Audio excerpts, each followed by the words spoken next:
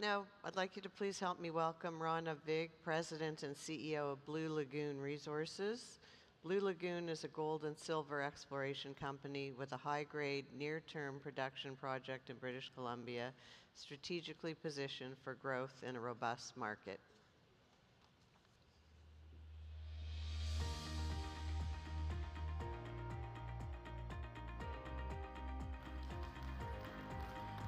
Good morning. Well, thank you. Got a fan right here in front. I like that. Thank you very much. Pleasure to be here this morning. I'll just start with a typical forward-looking statement. Please do take the time to read it, because as you know, I will be making a number of forward-looking statements, and I want you to understand all the risks involved. I will say that I believe that you're going to hear over the next 15 minutes one of the most exciting stories that I can remember anyways in recent times. And the reason of that is because I've been working on this thing for 5 years, and we just hit a major milestone 2 months ago, and that's a game changer. And the stock already has been one of the best performing stocks of 2025, and we're just getting started. So we're very excited about that. And this is the milestone right here. You know, in the last 10 years, there's only been 9 permits that have been issued in British Columbia. And 2 of them, if you look here, 3 and 7, were for coal. I mean, it's incredible every time I say this. So only 7 permits, full mining permits, that have been issued in British Columbia. There's only been 7 in 10 years, and we just became one of them. So we're very, very excited. And people often ask us, well, what does that mean? Does that mean you're going to start in 2 years, 3 years? You need another $50 million? No, we're going to start in 2 months. I've spent the last 5 years, we've spent over $40 million building the infrastructure, and we are at the face of the vein and ready to go. We are in British Columbia. You can see up here in northern British Columbia by the town of Smithers. You can see here the dark area here. This is the property, and it's 22,000 hectares. And the corner of this property here, where you see the square, is the only exploration, the only activity that's been taking place so far. That's less than 10% of the entire land package. This is what the footprint looks like. You can see here, there's the portal. There's 1,000 meters of development that's already been done, and we're right at the face of the vein. You can see here the portal there. You can see we take a lot of pride in it. Not a lot of people have probably seen a portal like that. That's the beginning here, the rescue station that we just put in recently. That's what it looks on the inside. You can see that's a recent photo, just to show you a little bit of what it looks like here. We got some equipment sitting there ready to go. This is our contract miner. You can see how laid back he looks. He's one of the best miners in the country. One of the advantages that I have is, because I'm not a geologist or a mining engineer, you know, I try to find the very best people that I can to make sure that I can execute in the industry that I'm involved with, because I've been involved in various industries over the last 40 years of my business career. This guy's one of the best, and he lives right in Smithers. And one of the advantages that I have is because the mine site is only less than an hour away from the town, I get to attract very, very senior people who don't want to be in the bush anymore, you know, who don't want to be in a camp. So these guys can come home every single night to their families, less than an hour drive, which is fantastic. You can read all about some of our people at your leisure on our website, but I do want to point out a couple of people, again, surrounding myself with people who have the ability to execute. This guy here, Yanis Asidos, chairman of our mining committee. He put a company called Gold Source in Guyana, took it from 200,000 ounces to 2 million ounces, and sold it to Mako. Steve Cutler here, one of our mining consultants. He's one of the consultants who was at Stillwater, so very specialized in narrow vein mining. And then Peter Bojo, some of you may know him, very, very experienced guy, been involved in over 20 mine openings and reopenings. And again, the strategy being, you know, these people have already seen it, done it, made mistakes. I don't need to repeat those same mistakes. So I use their brain power, you know, to help our team make sure that this thing is going to be a stellar operation and for a long, long time. Some of you may know Quentin Henne from Crescat. They've been a huge supporter. You know, it took me 9 months to get his attention, and this has been the story of our company. You know, and which is why when I bought it, even then it was overlooked. Everyone's overlooked this project. It's been under the radar for many, many years, and no one's known about it, including him, because everybody thought, well, this is just too small. And you know what? I'm new to the industry, relatively new, only been around for about 10 years, so my brain isn't quite contaminated that way. It's not, I think outside the box. And I think, well, what are the possibilities? And it took me 9 months, and finally when I showed him, after a 90-minute technical call, his last words were, "You boys have a hidden gem here." Right? So you can look into more into that on your own. So being a business person, my philosophy and my strategy always has been, how do I get this something into cash flow? When I founded this company in 2019, I looked at over 200 projects. And one of the main boxes I needed to tick was, can I get this into cash flow? Because that's how I'm trained as a business person. And I found this under the radar project, and I bought it. And what I'm showing you here on this slide is, one of the things that we did is we have a toll mill agreement with a company called Nikola Mining, who has a state-of-the-art mill. And what I did is, even though we had the metallurgy done, I had all the historical records and everything, I wanted to reconfirm something. So what I did with them is I got permission to get 5,000 tons sent out to the mill. And I did that for two reasons. Number one, to reconfirm the metallurgy. And you can see here, down here, that we sent out 5,000 ton and reconfirmed 9 grams a ton. So this is a high-grade project, 9 grams a ton and 95% recovery of the gold. So that, felt good. Number two, it gave my team, over a course of about 4 months, operational experience. Right? I wanted to, when I was ready, I knew I was going to get the permit at some stage. So when we were ready to go, I wanted no more delays. So it gave us a really great operational experience to be able to do that. And you can see here some of the trucks that we sent out. Oh, there we go. You can see here. So that's our ore, our mineralized material being. You can see the mill in the background there, just to give you an example here what that looks like.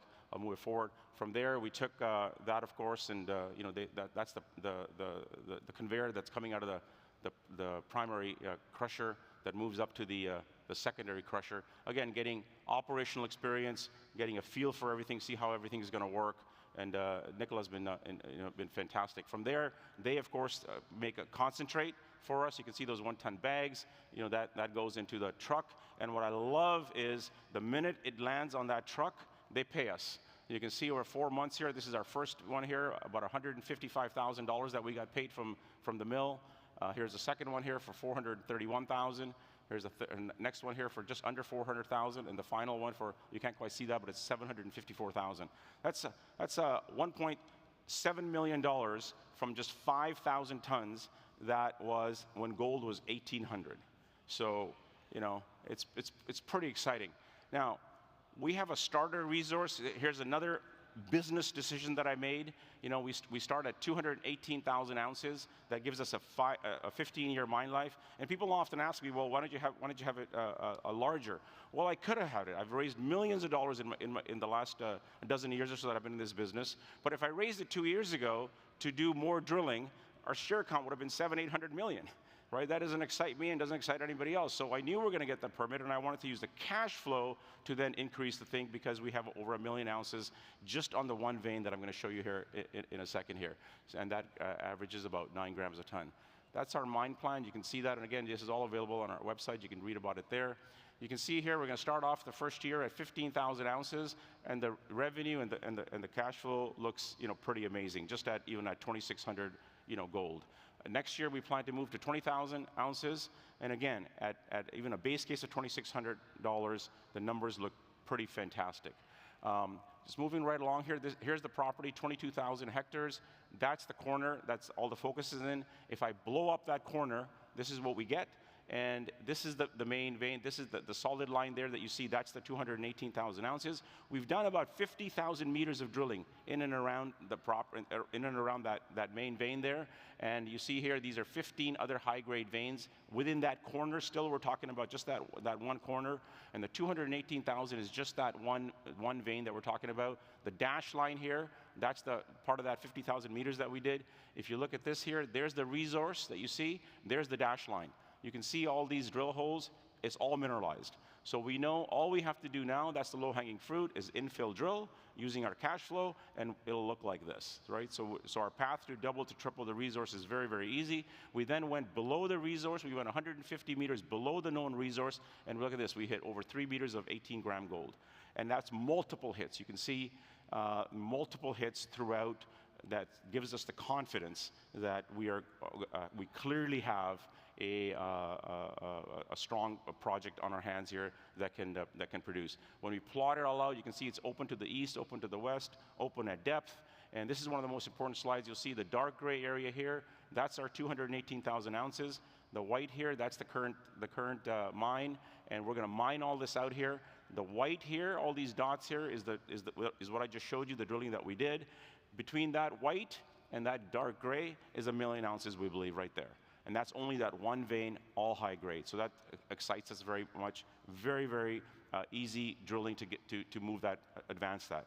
Then a couple of years ago, we had just a kilometer north of that main vein, we had a new discovery. So we're excited about getting that cash flow and following up on that and drill there. You can also see here, this shadow here, this looks like the extension of this vein. So we're going to follow up on that. So there's a lot of activity that's about to happen here as we get going. If you look at the geophysics, you can see here, there's the trend. Our vein is down here, and we have a number of targets that we've identified. And again, we're still only talking with that little one corner there. And if I blow up this number 5, we're very excited about moving on that. And that's this one here. You can see it's clearly a porphyry target. So there's a lot of what we can do here with the project in the short term to grow it. And then, of course, we'll see as the cash comes in. A number of companies are already talking to us. We'll see what the opportunity is. How do we grow this company? You know, I'm new enough in this business to understand that most people that I talk to have forgotten that every large company started with one mine. In 1957, Agnico started with one mine, and today they have 11. So, you know, where do we go from here? Well, at these gold prices, who knows? Let's see what happens, right? The last part I'll tell you is it's very important to have a good, strong relationship with the Indigenous community, and we have that. One of the things that we learned very early on is to listen to them and to understand what their requirements are, because no project can go forward without that. And one of the things that their philosophy is the Yinta. Yinta means essentially respect the land and be one with the land. So we understood that, and how did we employ that? How do I translate that to my staff? How do we think about that every day to make sure that we're good stewards of this land and not just business people looking for another ounce on the ground? What I did is I hired a local artist here, Bernice Nichols, and I had her make these giant murals. And these are something that reflects the Lake Babine Nation's culture. We had them framed like this, and you can see here, this is our mine entrance, and we put them right at the entrance. These hereditary chiefs came here and were literally in tears. They couldn't believe that we thought this on. What was the philosophy behind that? To remember every time we enter that property, remember the Yinta.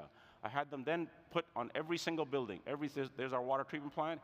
Every single building has a different image on it to respect the Yinta, so that every day that we remember that we must respect the land. So these are different pillars that I believe that are the foundation to make a large company. Here's roughly our structure. Crescat Capital has roughly now about 10% of our company. Phoenix Gold Fund is about 6%. Nikola, our toll mill partner, was so impressed last year when they came to the property. They invested $1 million into our company. The president himself has participated in 3 different placements, so it was a great vote of confidence. We only have about, and then myself and my family and a couple of our initial shareholders, we have about 14% of the company. We have a couple $1 million. I've written many checks personally myself, and the rest is the retail base. So there you have it. We're only at, like I said, only about 140 million shares out, so still very respectable. And that's about it. So I'll leave you with a last thought, which is really we're just getting started, and the key for us is cash flow. Keep an eye on us. We're going to be starting our official opening is July 9th, just in a few weeks, and we're going to be starting this summer and producing and shipping the mineralized material to Nikola. And really, to me, at these gold prices, it's like having an ATM. Thank you very much.